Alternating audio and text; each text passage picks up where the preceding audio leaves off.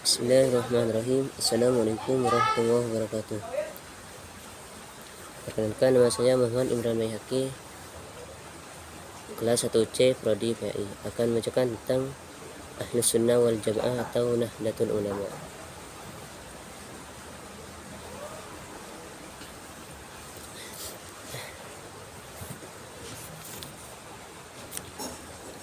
Secara organisatoris, Ahlus Sunnah wal Jamaah mengalami pelembagaan di tengah-tengah Muslim Nusantara sejak kehadiran Kiai Haji Muhammad Hasyim Asy'ari dan generasi Muslim pada zamannya bersama kolega-koleganya. Kiai Haji Muhammad Hasyim Asy'ari berhasil mempelopori berdirinya organisasi Islam Nahdlatul Ulama atau NU yang secara legal berbasis pada Ahlus Sunnah wal Jamaah.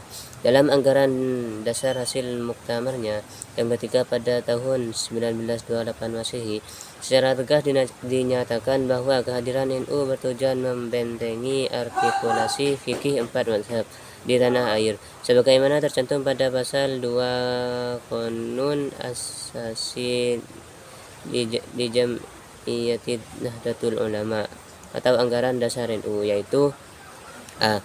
Memegang teguh pada salah satu dari mazhab empat, yaitu mazhabnya Imam Muhammad bin Idris Asy-Syafi'i, Imam Malik bin Anas, Imam Abu Hanifah An-Nu'man, dan Imam Ahmad bin Hanbal.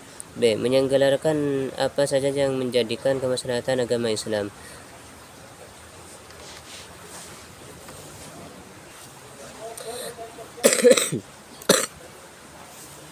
Doktrin dalam anggaran dasar NU tersebut tidak terlepas dari pemikiran pendirinya, yaitu Kiai Haji Muhammad Hasyim Asy'ari. Baginya menganut paham Ahlus Sunnah wal Jamaah, sebuah pola pikir yang mengambil jalan tengah antara ekstrim rasionalis, yaitu Mu'tazilah, dengan kaum ekstrim literalis atau Asariyah atau Salafi atau Wahabi. Oleh karena itu, sumber pemikiran bagi Haji Muhammad Hasyim Asy'ari tidak hanya Al-Quran dan As-Sunnah, tapi juga menggunakan kemampuan akal ditambah dengan realitas empirik. Cara berpikir semacam itu dirujuk dari pemikir terdahulu seperti Abu Hasan al-Asy'ari dan Abu Mansur al-Maturidi dalam bidang teologi. Dalam kitab Risalah Ahlus Sunnah wal Jamaah, pendiri NU Hadratus Syekh Haji Muhammad Hasyim Asy'ari menjelaskan bahwa mazhab Asy'ari adalah representasi golongan Ahlus Sunnah wal Jamaah yang selamat atau Al-Firqah An-Najiyah. Beliau memulai penjelasannya dengan menuturkan sebuah hadis tentang perpecahan umat Islam menjadi 73 aliran. Kemudian beliau membagi 73 aliran tersebut menjadi dua, yaitu aliran sesat dan aliran yang selamat. Dalam hal ini Haji Muhammad Hasyim Asy'ari berkata, Qala Syihabun Khafaji rahimahullah ta'ala fi Nasim Riyad, wal firqatun najiyatu hum Ahlus Sunnah wal Jamaah, hum Abul Husain al-Asy'ari wa jama'atuhu Ahlus Sunnati wa immatul ulama, lianna Allah ta'ala ja'alahum hujjatan ala khalqihi wa ilaihim tafza'ul ammatu fi dinihim. Hadratus Syekh Muhammad Hasyim Asy'ari, Risalah Ahlus Sunnah wal Jamaah. Artinya, Syihabuddin Al-Qafaji rahimahullah berkata dalam kitab Nasimur Riyadah, golongan yang selamat adalah Ahlus Sunnah wal Jamaah. Mereka adalah Abu Al-Hasan al-Asy'ari dan jamaahnya. Golongan Ahlus Sunnah wal Jamaah panutan para ulama, karena Allah Subhanahu wa taala telah menjadikan mereka sebagai hujjah bagi makhluknya, dan mereka menjadi rujukan orang-orang awam dalam urusan agama mereka. Dalam konteks kekinian dan keindonesiaan, Haji Muhammad Hasyim Asy'ari juga menjelaskan bahwa penduduk Jawa Nusantara sejak dahulu kala berpegangan dengan mazhab Ahlus Sunnah wal Jamaah. Dalam hal ini, beliau berkata,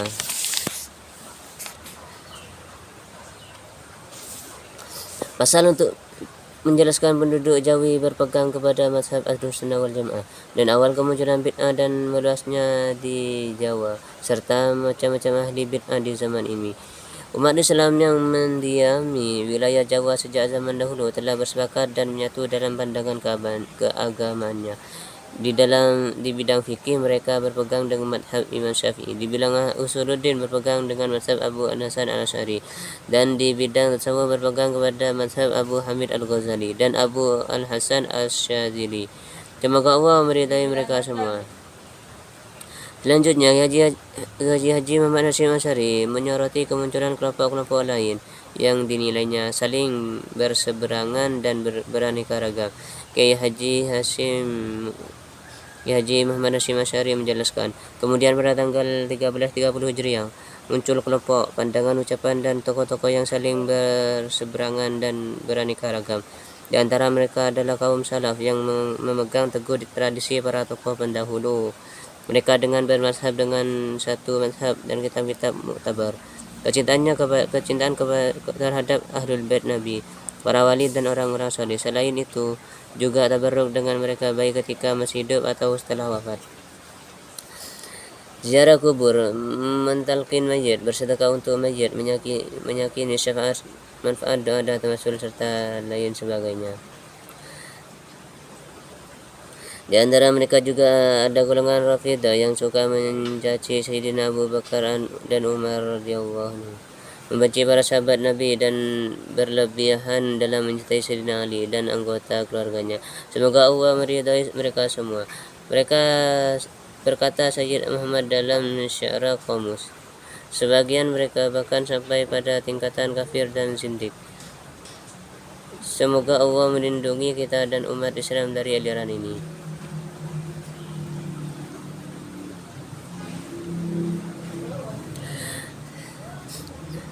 Dalam bagian lain, Haji Muhammad Hashim Asy'ari juga menjelaskan aliran bid'ah dan aspek ilmu fikih. Dalam hal ini beliau berkata, "Walaysa madhhaba fi hadhihi al-azminati al-mutaakhirati bihadhihi as-sifati illa al-madahibul arba'ah.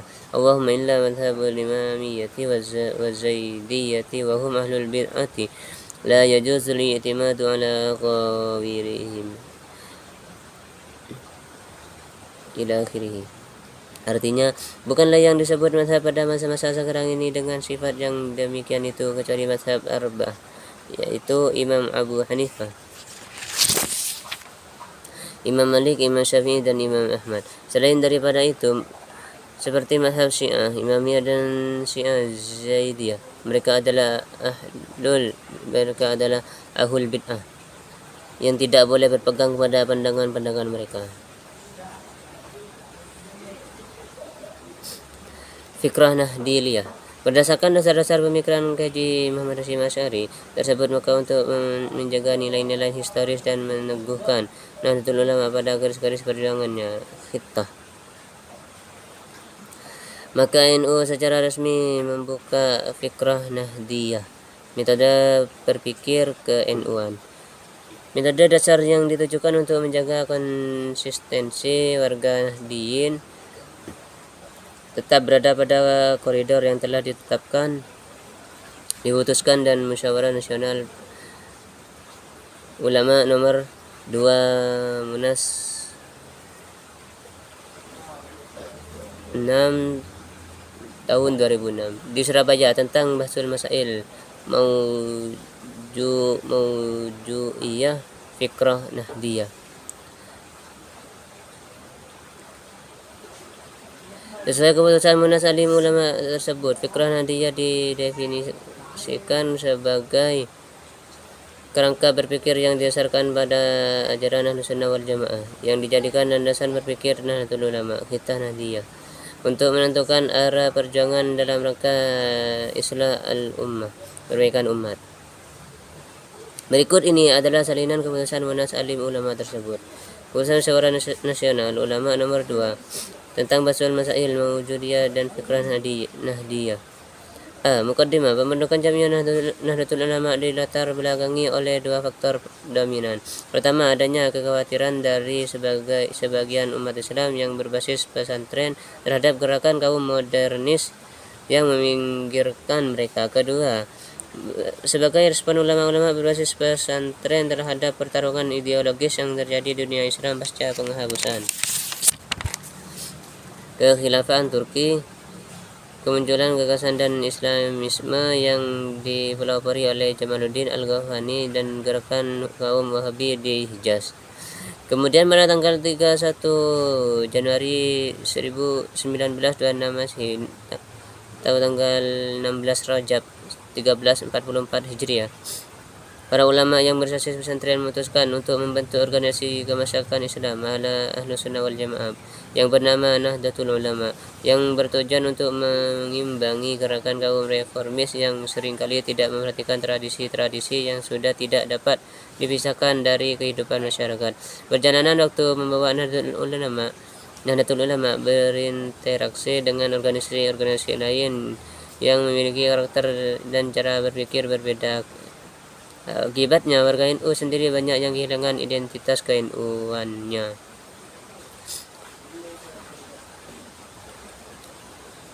B. Definisi Nahdlatul Ulama memiliki metode berpikir sebagai berikut. Yang dimaksud dengan fikrah Nahdiyah adalah kerangka berpikir yang didasarkan pada ajaran Ahlus Sunnah wal Jamaah yang dijadikan landasan berpikir Nahdlatul Ulama atau Khitta Nahdiyah untuk menentukan arah perjuangan dalam rangka islahul ummah atau perbaikan umat.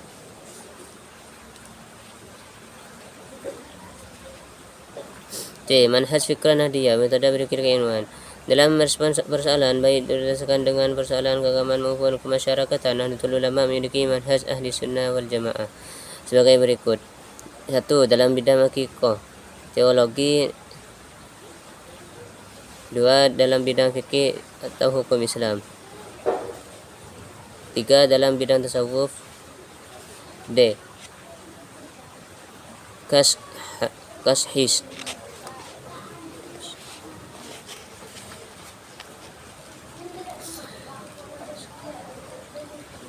Qasas fikrah Nahdiyah. 1. Fikrah tawassutiyah, pola pikir moderat. 2. Fikrah tasamuliyah, pola pikir toleran. 3. Fikrah islahiyah, pola pikir reformatif. 4. Fikrah tahawuriyah, pola pikir dimanis. 5. Fikrah manhajiyah, pola pikir metodologis. Alasan NU mengenal mazhab teologi Asy'ari dan Al-Maturidi.